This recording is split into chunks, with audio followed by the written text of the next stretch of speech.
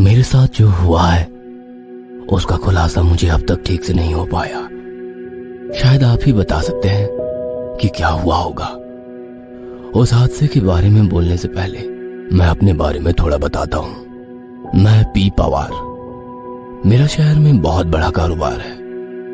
मेरा बेटा विक्की 9 साल का था जब मेरी पत्नी का देहांत हुआ। उसके बाद बेटे पर ध्यान देने से ज्यादा मैंने अपने बिजनेस पर ही सारा ध्यान दिया, जिसका नतीजा वही हुआ जो नहीं होना चाहिए था। 10-12 साल की उम्र में विक्की को गंदी आदतें लग गई। जुआ, शराब जैसे नशे का आदी हो चुका था मेरा विक्की। फिर मैंने एक और डिसीजन लिया, विक्की को बोर्डिंग स्कूल भेजने का। वो बिल्कुल तैयार नहीं था। 1-2 बार तो भागकर घर आ गया था।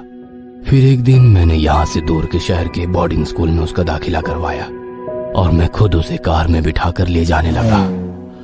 उस दिन बहुत बारिश हो रही थी, तूफान आया था। दिन में भी ऐसा लग रहा था जैसे रात हो।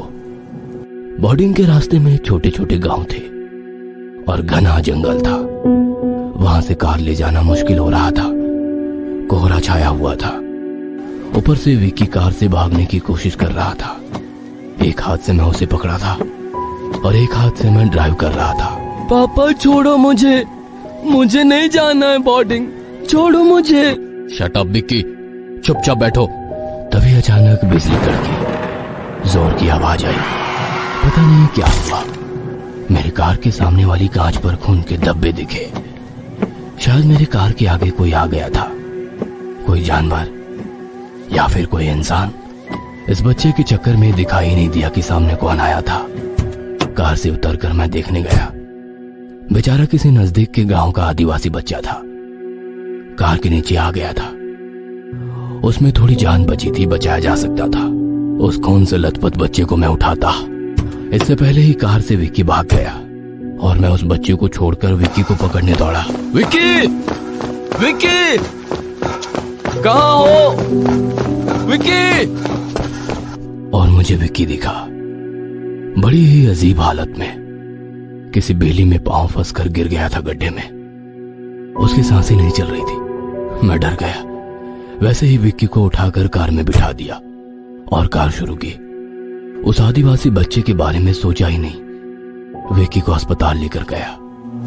कुछ दिनों बाद विक्की को होश आ गया। वह बच गया था, पर उसके बर्ताव में बहुत फर्क आया था।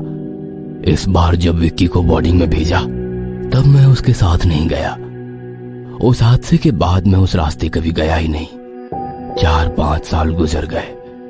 विक्की की रिपोर्ट कार्ड से पता चला कि वह पढ़ाई में अव्वल हो गया था, अच्छे से बर्ताव करने लगा था। उसे तो आदर्श विद्यार्थी का पुरस्कार भी मिला उसके स्कूल में। पर अजीब बात यह थी कि जब मेरा नशेड़ी बेटा बोर्डिंग में रहता था, फिर भी मुझे अचानक कभी घर में, कभी ऑफिस के कैबिन में दिखाई देता था।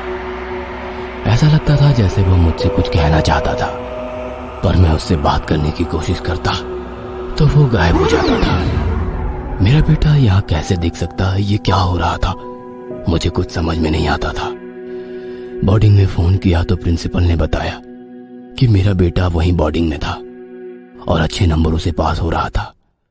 फिर भी मुझे देर रात आवाज आती थी, पापा, पापा, सॉरी पापा, आई एम सॉरी पापा। मुझे डर लगने लगा था। कुछ गड़बड़ थी। पर विक्की की पढ़ाई अच्छे से चल रही थी तो मैंने बोर्डिंग जाकर मिलना मुनासिब नहीं समझा। वैसे भी वहां जाने का टाइम नहीं था मेरे पास। बिजनेस काफी बढ़ गया था। यह बिजनेस भी तो आखिर विक्की के लिए ही था। बरसों बीत गए। अभी भी मुझे सपने में विक्की दिखता था। आई एम सॉरी पापा। पर विक्की तो अब बड़ा हो गया था। इतने सालों में 2-3 बार ही मुझसे मिला। बातें भी ज्यादा नहीं की। पढ़ाई के लिए वो विदेश चला गया। MBA करने वाला था।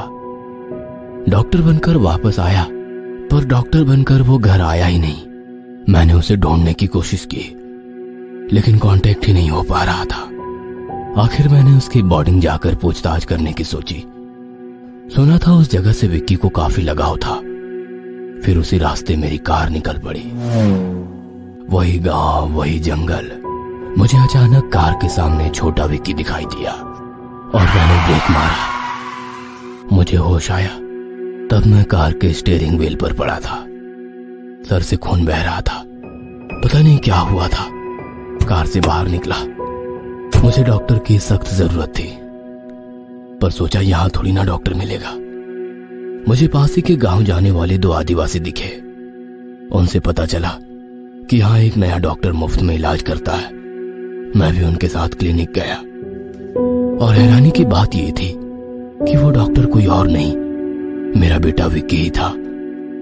मेरा इलाज उसने एक डॉक्टर की तरह किया, बेटे की तरह नहीं। और उसकी नजर में वो प्यार भी नहीं था।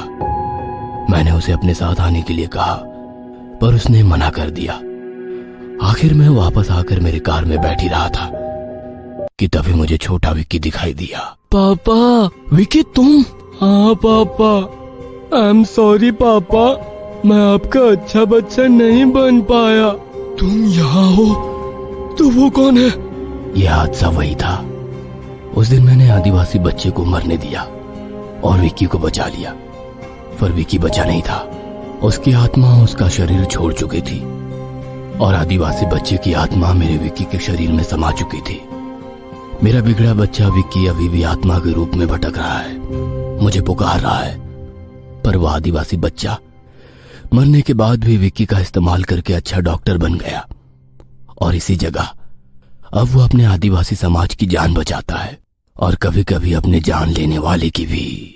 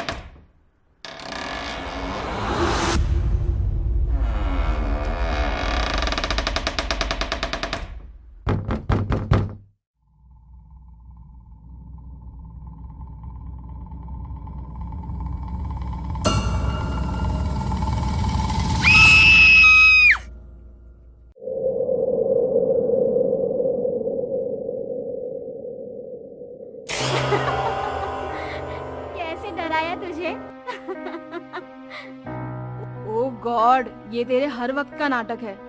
तुझे कितनी बार बोला मुझे डर लगता है, मुझे डराया मत कर। शट अप रिंकी, एक दिन मैं तुम्हें ऐसे डराऊंगी कि तुम्हें तुम्हारी नानी याद आ जाएगी। मुझे कोई नहीं डरा सकता।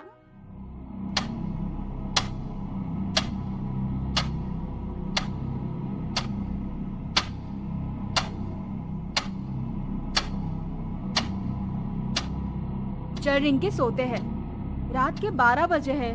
सुन ना, आज मेरे दोस्त ने मुझे एक कहानी बताई। इस बार चुड़ैल की कहानी है। मुझे नहीं सुनना, मुझे सोना है।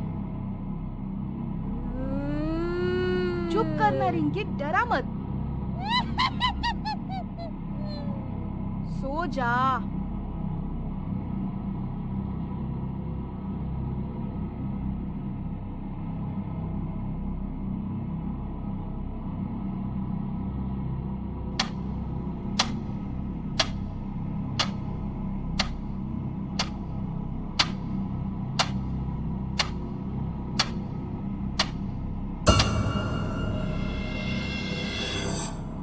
ओह गॉड, मरीना, तुम्हें तो मैं लेकिन तेरे इस मजाक से मैं डरने वाली नहीं हूँ। जा, जाके सो जा।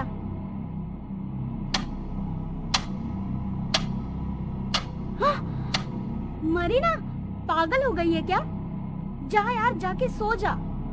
कुछ भी कर, मैं डरने वाली नहीं हूँ। क्या हुआ रिंकी? किससे बात कर रही है?